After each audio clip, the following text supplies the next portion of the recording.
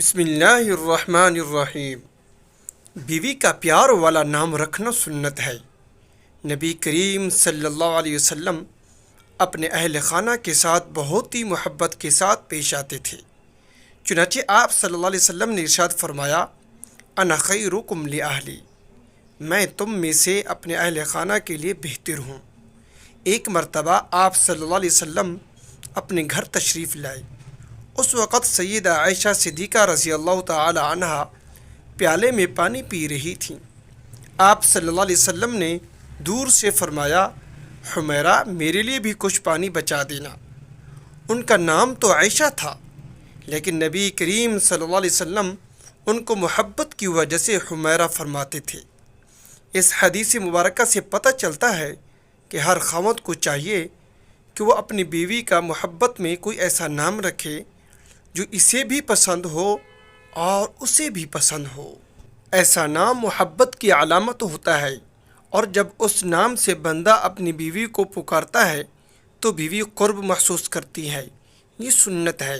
نبی کریم صلی اللہ علیہ وسلم نے جب فرمایا کہ حمیرہ میرے لیے بھی کچھ پانی بچا دینا، تو سیدہ عائشہ صدیقہ رضی اللہ عنہا نے کچھ پانی پیا اور کچھ پانی بچا دیا۔ نبی کریم صلی اللہ علیہ وسلم ان کے پاس تشریف لے گئے اور انہوں نے پیالہ حاضر خدمت کر دیا۔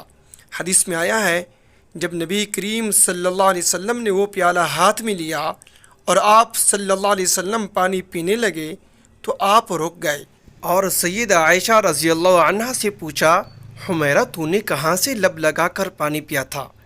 کس جگہ سے منہ لگا کے پانی پیا تھا؟ انہوں نے نشاندہی کی کہ میں نے یہاں سے پانی پیا تھا۔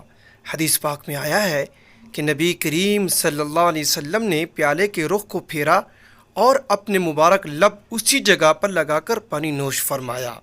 اب سوچئے کہ رحمت للعالمین تو آپ صلی اللہ علیہ وسلم کی ذات مبارکہ ہے، آپ سید الاولین والآخرین ہیں۔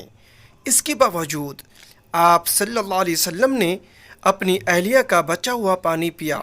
ہونا تو یہ چاہیے تھا کہ آپ صلی اللہ علیہ وسلم کا بچا ہوا پانی وہ پیتیں، مگر یہ سب کچھ محبت کی وجہ سے تھا۔